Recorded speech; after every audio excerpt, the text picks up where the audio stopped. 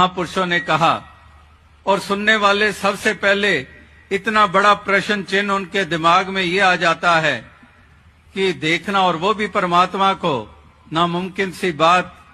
और यहां पर बच्चा, जवान, बुजुर्ग सब यही कहे जा रहे हैं। जो बात असंभव है, जो बात मुमकिन ही नहीं है, फिर गुरु पीर पैगंबरों को कहने और लिखने की जरूरत क्या थी कि जब तक हे इंसान अपनी आत्मा को परमात्मा का बोध नहीं कराएगा, तब तक तेरी आत्मा का कल्याण होने वाला नहीं है। तो जो चीज है ही असंभव, और उसी तरफ महापुरुष जोर दिए चले जा रहे हैं।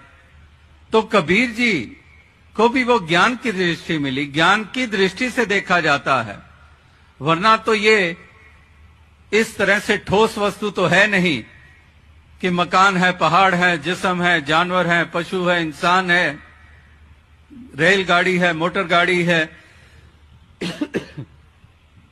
अनेकों अनेकों वस्तुएं। तो ये परमात्मा तो सूक्ष्म है।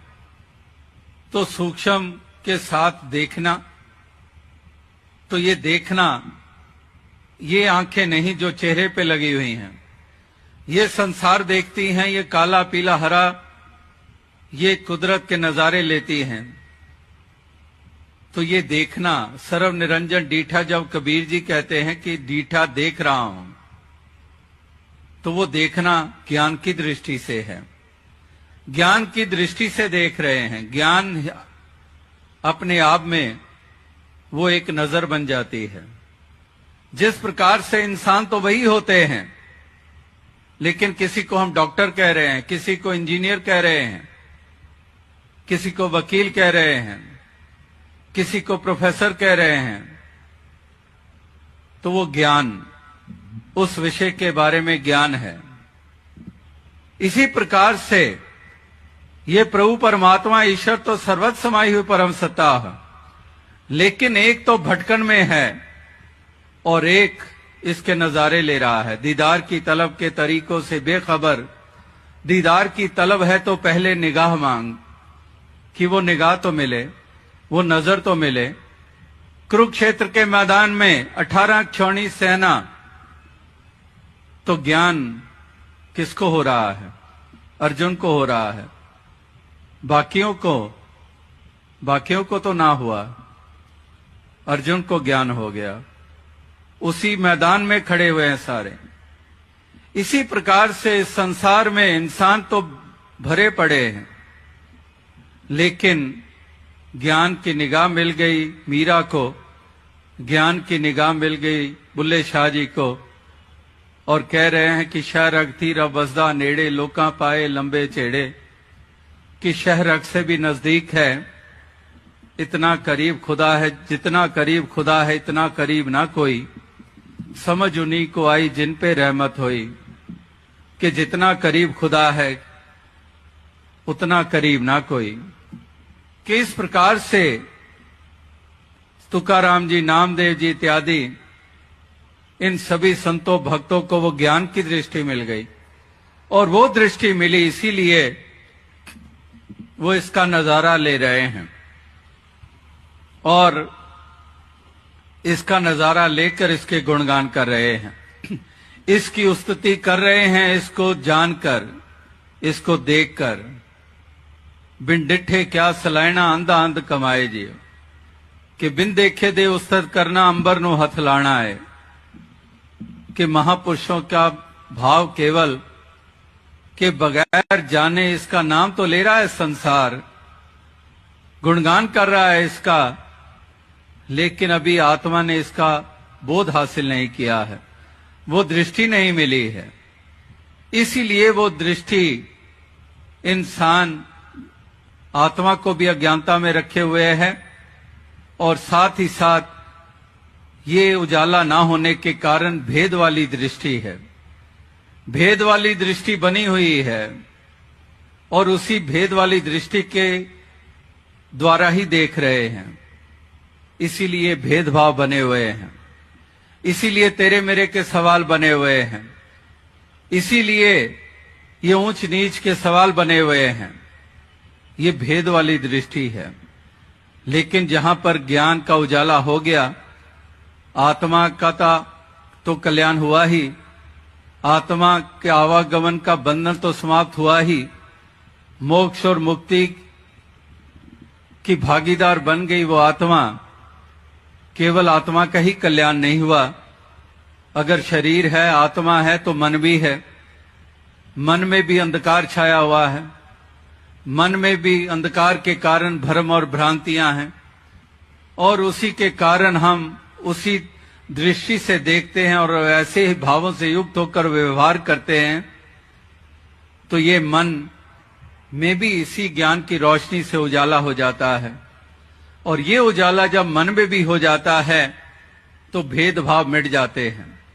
फिर ना को बैरी ना ही बेगाना, सगल संग हमको बने आई।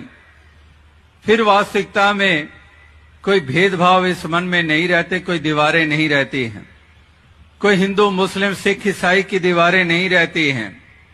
एक नूर है सबके अंदर, नर है चाहे नारी है, ब्राह्मण क्षत्रिय वैश्य हरिजन एक की खलकत सारी है। कि फिर वाकई ही वो भ्रम मिट गए। वो मन में इतनी इतनी बड़ी दीवारें जो खड़ी की हुई हैं, वो दीवारें सब ढह ढेरी हो जाती हैं। एक ज्ञान का हथौड़ा लगा तो वो दीवार गिर गई, एक ज्ञान का उजाला हुआ तो सारा वो अंधकार मिट गया। तो ये मन में भी ऐसा अंधकार छाया हुआ है जिसके कारण भ्रम और भ्रांतियां पल रही हैं, और उसी के कारण हम दूसरों को नीच मानते हैं, अपने आप को श्रेष्ठ मानते हैं, और एक दूसरे से नफरत करते हैं, जाति के आधार पर, भाषा के आधार पर। इस प्रकार से नाना प्रकार के कारण खड़े कर लिए हैं और लड़ते मरते चले जा रहे हैं। मारकाट हो रही है, हिंसक प्रवृत्तियां बनी हुई हैं। इस प्रकार से चारों तरफ का वातावरण भय वाला और दूषित वातावरण बना हुआ है। इसलिए महापुरुष कहते हैं कि अगर मन में भी उजाला हो जाए तो मन के भी भ्रम मिट जाएं, फिर इंसान कोई भेदभाव ना करेगा, फिर दूसरे को तुच्छ नहीं मानेगा, दूसरे को नीचा नहीं मानेगा। फिर घट घट देखे अंत सर्व निरंतर केवल एक मुरारी, कि एक ही मुरारी को देख रहे हैं घट घट के में। इसलिए कोई भेदभाव नहीं है। एक नूर ते सब जग उपजा, कौन भले को मंदे, कि एक नूर है सबके अंदर, नर है चाहे नारी है। फिर चाहे गुजराती बोलता है, चाहे सिंधी बोलता है, भोजपुरी बोलता है, पूर्वी भाषा बोलता है, या फिर कश्मीरी भाषा बोलता है, कोई भाषा कोई प्रांत वाला हो, कोई मुल्क वाला हो, फिर एक नूर के दर्शन हो रहे हैं, फिर कोई भेदभाव नहीं है।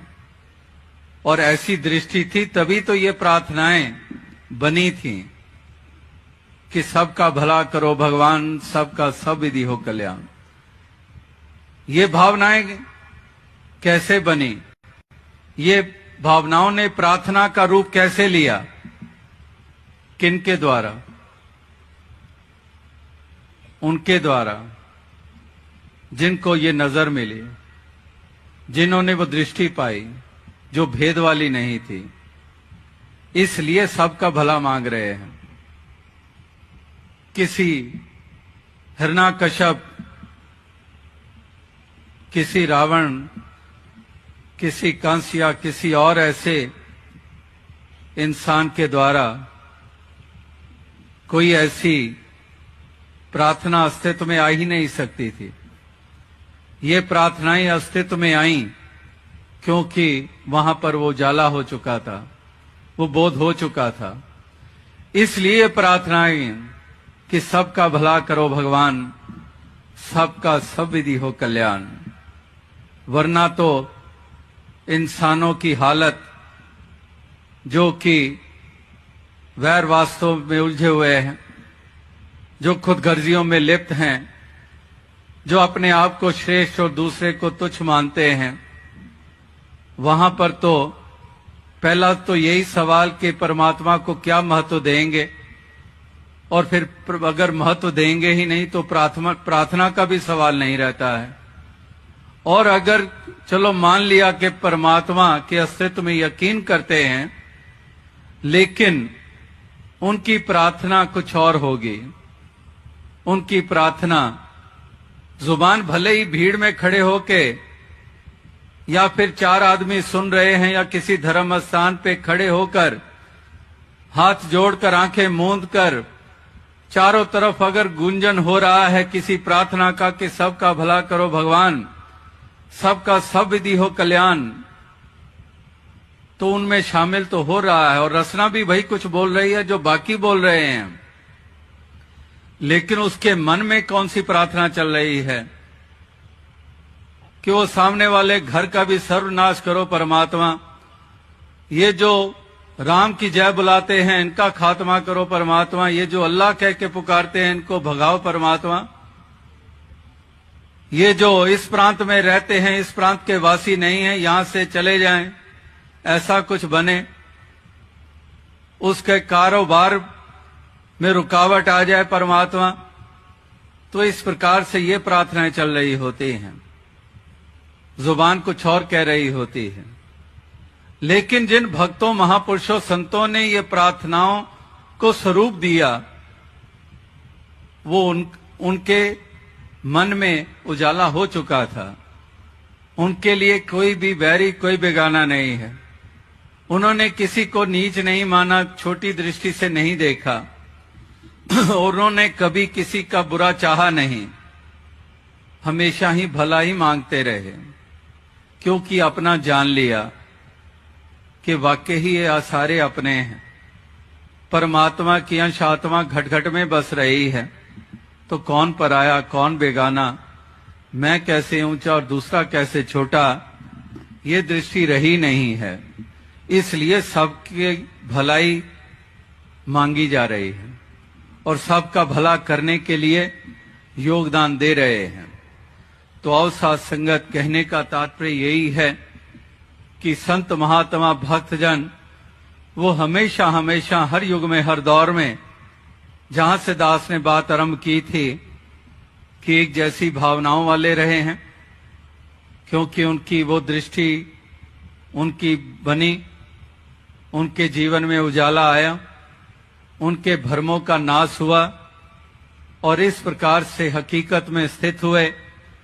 इसी कारण जिन्होंने मोक्ष और मुक्ति को पाया, यानी कि आत्मा का कल्याण हुआ, वहां पर इस लोक की यात्रा को भी तय किया, तो वैर ईर्ष्या नफरत करते हुए नहीं बल्कि प्यार करते हुए, अपनेपन की महसूसियत देते हुए दूसरों को भी, किसी पे जुल्म ना ढाते हुए बल्कि गिरे हुए को उठाते रहे, आंसू पोंछते रहे, लबों को हंसी प्रदान करते रहे। इस यहां तक कि अपने आप को चाहे कष्ट देना पड़ा लेकिन दूसरे को राहत देते रहे। जैसे एक वृक्ष एक पेड़ सारा दिन कड़कती धूप में रहता है, कड़कती धूप पेड़ सहता है लेकिन दूसरे को छाया देता है।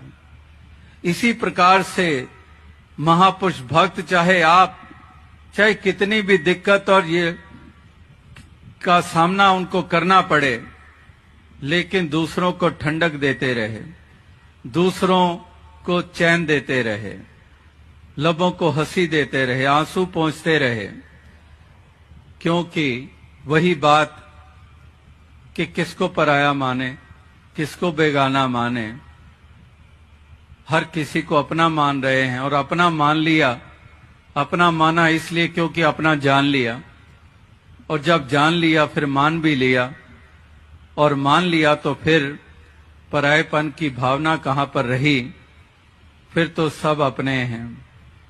इसीलिए ना को बैरी ना ही बेगाना, सगल संग हमको बने आई, किसको कैसर पत्थर मारे कौन पराया है, शीश महल में हर एक चेहरा अपना लगता है। निरंतर हम ये पढ़ते आए हैं, ये सुनते आए हैं, लेकिन संसार में जब हम देखते हैं नजर घुमाकर, ऐसी दृष्टि वाले ऐसी भावना वाले बहुत कम होते हैं। इसीलिए चारों तरफ वैर ईर्ष्या नफरत के अंगार ये शोले भड़क रहे हैं। इसी तरह से कितने नुकसान हो रहे हैं। अपने ही देश में हम देखते हैं कितने नुकसान मिलने को तो आजादी भी मिल गई। एक भक्ति का असली रूप क्या है, वो भी भक्त हमेशा ही संसार के समक्ष रख